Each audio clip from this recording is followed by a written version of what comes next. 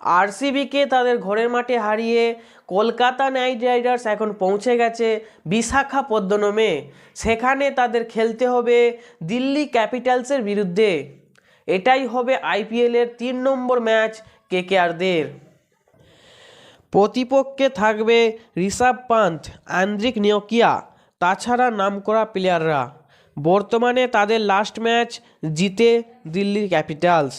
এর মাঝেই আমরা আলোচনা করব পরিসংখ্যানের দিক থেকে এই দুই টিমের মধ্যে কোন টিমটি এগিয়ে রয়েছে এবং পারফরমেন্সের বিচারে এই দুই টিমের মধ্যে কোন টিমটার ম্যাচ জেতার সম্ভাবনা বেশি। তার আগে কেকেআরকে ভালোবাসলে ভিডিওটিকে মন থেকে লাইক করে চ্যানেলটিকে কিন্তু অবশ্যই সাবস্ক্রাইব করে দিও। দেখো, পরিসংখ্যানের দিক থেকে বলতে গেলে কিন্তু এখানে দিল্লি ক্যাপিটাল ভাই রীতিমতো হট ফেভারিট। কারণ শেষ যেই 3টে ম্যাচ খেলা হয়েছে সেখানে কিন্তু কেকেআরকে বাজিমাত করেছে দিল্লি ক্যাপিটাল, অর্থাৎ কেকেআরকে হারিয়েছে দিল্লি ক্যাপিটালস। সুতরাং পরিসংখ্যানের দিক থেকে কিন্তু একটু হলেও কিন্তু এগিয়ে দিল্লি ক্যাপিটালস। তবে যদি পারফরমেন্সের দিক কথা বলা হয়, বর্তমান ফর্মের কথা বলা হয়, তাহলে আমি বলতে পারবো কেকেআর সব দিক থেকে 100% এগিয়ে রয়েছে দিল্লির থেকে।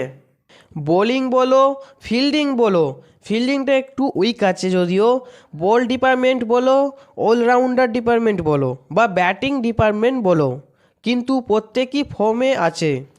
তাছাড়া সবথেকে বড় কথা, রিঙ্কু সিং এবং অ্যান্ড্রে রাসেলের ভালো ব্যাটিং ছাড়াই কেকেআর এই দুটো ম্যাচ জিতে আছে। প্রথম ম্যাচে যদিও রাসেল চলেছিল, রিঙ্কু সিং কিন্তু এখনও পর্যন্ত তার ধামাকা শুরু করেনি, তার আগেই কিন্তু কেকেআর জিততে শুরু করেছে। সুতরাং যদি পারফরমেন্সের কথা বলা যায় তাহলে কিন্তু সেদিকে কেকেআর আগিয়ে।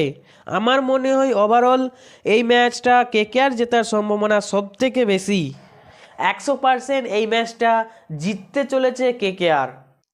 এবার তোমাদের কি মনে হচ্ছে, তোমাদের কি মতামত, কে জিততে পারে, কে বেশি রান করবে, এই রকম ভালো প্রেডিকশন ভিডিওর নিচে কমেন্ট বক্সে লিখে যাবেন। সাবস্ক্রাইব।